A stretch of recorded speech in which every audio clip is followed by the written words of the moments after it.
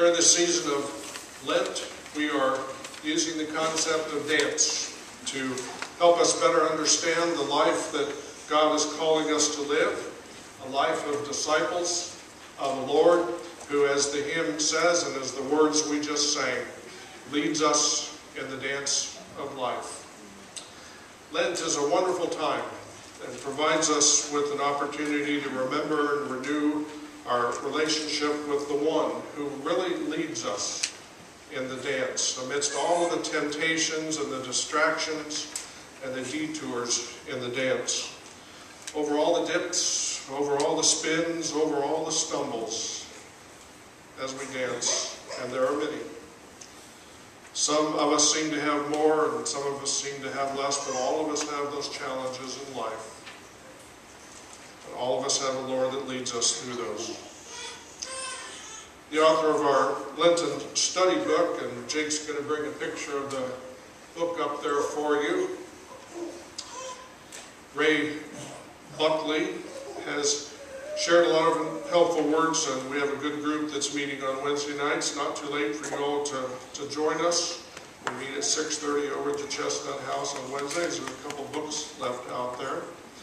He says that there are things we face in life just by his title of his book. It's hard to dance sometimes with the devil on your back. Sometimes it's hard, whether it be something that has happened to us because of social or political or even things we've done ourselves or just things that have happened to us. The trials and tribulations of life, sometimes it makes it hard to dance. Paul speaks to this dilemma of human life in his letters to the early Christians. Paul's addressing in his second letter to the Corinthians the early Christians that are persecuted. They're suffering a very difficult time in their lives for their beliefs. They're oppressed.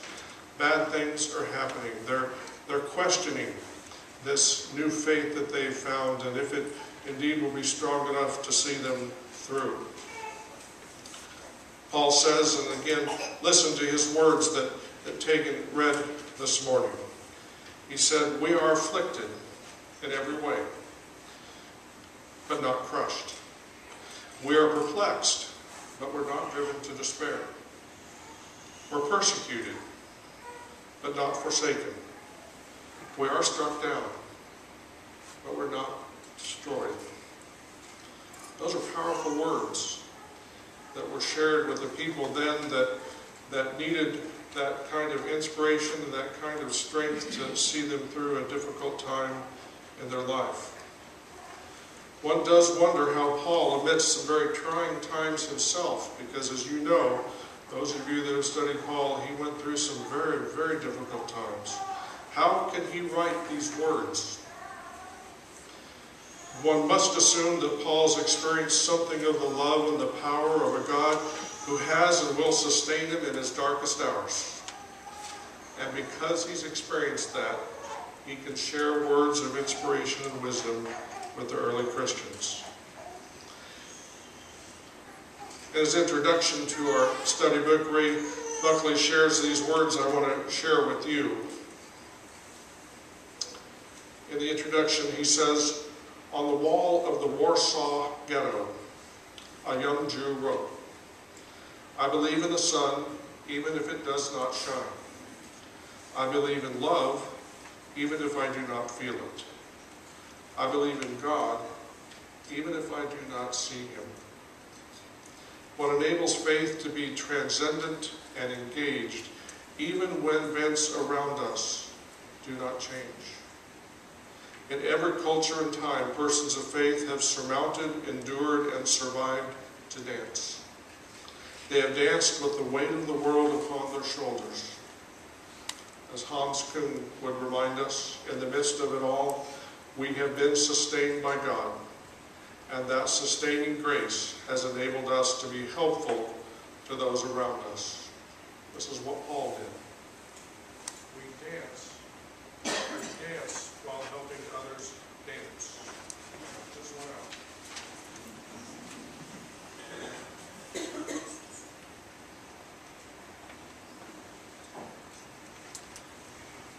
I needed some water anyway.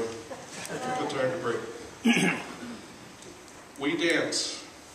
I'll share those last words. We dance while helping others dance. It's important. That's an important statement to hear. As I was preparing this sermon series for the season of Lent, I remembered a movie that I saw some time ago. You may remember, it's been about 10 or 11 years. It's a movie called Billy Elliot. Now, I tried to find a 2 to 3 minute clip of it to show you this morning, and to be honest, it's a great movie, but it has some rough language in it. And it was difficult to find a 2 to 3 minute clip. It's about a working class family, a hard life family, and they use some rather rough language. In spite of the cussing, though, it's really a wonderful story, and it's really a wonderful message. Jake's got a picture of a couple of the DVD covers. There's Billy Elliot. He's the one flying through the air there. I want to share just the story of this movie with you this morning instead of showing you a clip, because it's a wonderful story with a wonderful message. You may have seen it, and if you haven't, or if it's been a while, let me tell you a little bit about what the story is about. The story is about a father who's a widower. He's lost his spouse. He's a coal miner. He has an older son who is also a coal miner with him. And then he has Billy, who's 11 years old. Now, the father wants Billy to take boxing lessons. And he sends him to boxing lessons. But Billy doesn't particularly like boxing. And on his way one day to boxing, he stumbles upon, of all things, a ballet class. And he secretly begins to participate in this ballet class. Now, you can imagine when this working class, blue-collar father and brother, coal miners, find out that that Billy is taking ballet dance lessons. You can imagine the drama that ensues. And the movie does a great job of showing the literally agony that this family goes through trying to sort through this and deal with this with their son who wants to be a ballet dancer. Now, Billy is set on dancing, though. His heart is there, his dream is there, that's what he likes doing. And what the movie does best throughout the whole movie is show this transformation that occurs in the father and the brother. See, their dance in life is very hard. The life that the movie portrays for them is filled with hard work in coal mines. There's unions, there's strikes, there's fear about whether they're going to have enough money. There's still a lot of grief involved with the loss of their wife and mother. But through a series of events in the movie, they begin to understand that Billy has been given a gift. And that they gradually begin to transfer their fighting him to their fighting for him in this town in which they live. There's some fairly dramatic scenes of some significant sacrifices that this father and brother have to make to support and to fight for Billy, who wants to be a ballet dancer.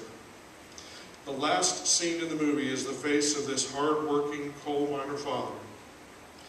He's traveled through the movie through this amazing journey of bigotry and pain and anguish and sacrifice and sheer agony to get to the point of accepting this. And he's sitting in the audience of a theater. And he's watching his now grown adult son, Billy, live his gift and his dream by flying through the air on the stage with other dancers. And there's tears in his eyes. And a smile breaks out on the face of this father who has traveled this amazing journey of transformation and who at that point cannot be more proud of this son of his who has followed his dream and fulfilled his vision in life. That's a great movie with a great message. And of course, one of the most important messages that the movie shares is certainly we as adults want to help our young people dance their dance. and certainly not try to impose on them our dance, but to somehow nurture and recognize and accept and support the dance that our young people choose to dance in life, whatever it might be. But there's more to this movie, and there's more to the message of this movie. And of course, it's a theological message. There's something in this movie that lies within all of us. Something that this movie portrays that lies within all of us. And it is the ability to be transformed, to be renewed, to be resurrected from what we didn't think would be possible. The writer of Psalms says it very poetically. When we read the words, God will turn our mourning into dancing. In this movie, we see a father who's mourning in a lot of ways. He's mourning the death of his wife, he's mourning a job that is not secure, and he's mourning a son who has chosen to pursue ballet of all things. And as the movie progresses, this father lashes out in anger from his mourning. But something happens. Something happens, and his mourning is literally and symbolically turned into dancing. The father's dance has been profoundly impacted because he helped his son dance. See the transformation that happened? He began to realize there was a gift, and he began to help nurture that gift instead of fighting it. We dance while helping others dance. Now, to put that in theological terms, we live, our lives mean very little unless we help others to live. And help to create, whatever way we can, the freedom and the environment to live a life with meaning. We dance because we help others dance. The trouble is, it's not easy. It's not easy to dance with the devil on your back. It's not easy with that weight that we carry, struggling with our own dance to help others dance. But again, we look to Scripture and to Paul's words for some help. Paul says that God tells us, "My grace is sufficient for you, for power is made perfect in weakness." Think about it for a moment. Something happens to us in the valleys and the dark moments of our lives. It is in those times when the weight of the world has seemingly crushed us and we are so weak we can barely stand, that Paul says there is something within you that will sustain you. And it is the power of Christ. It is the power of Christ which we learn about and we accept when we begin to know the story of Christ's birth and his life, his death, and his resurrection. That is your dance as a people of faith. The dance of the resurrection that lives within you. It's what dwells within us as we journey through this season of Lent and begin to look at those parts of our lives that are not what we want them to be. It's what shines at the end of that tunnel when you're going through that time and you think this tunnel isn't going to end. It's that light that's shining at the end of that tunnel. It is what not only sustains us in the dance, but invites us to dance with joy. We, people of faith, have that gift. And that's what we accept when we say, Jesus, I want to accept that gift. I want that to be a part of my life, and I know that it is a gift from God and it will see me through. There are others that don't have it. There are others that flounder in life when going through those difficult times. They don't have the knowledge, they don't have the church community to remind them, they don't have the opportunities to say, there's something in you. something that God has planted in you that's going to see you through. It is your dance to dance. It is the dance of the resurrection. I want to close this morning by sharing one more quote from our study book. And I'll share this as our last words.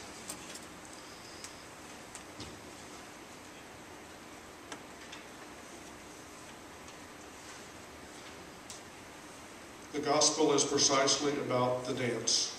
It is precisely about changing the concept of who can dance.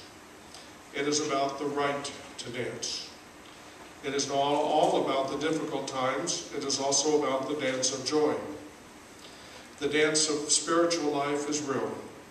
It is about discipleship that is real. It is about dancing when it looks like what you expected from life is crumbling.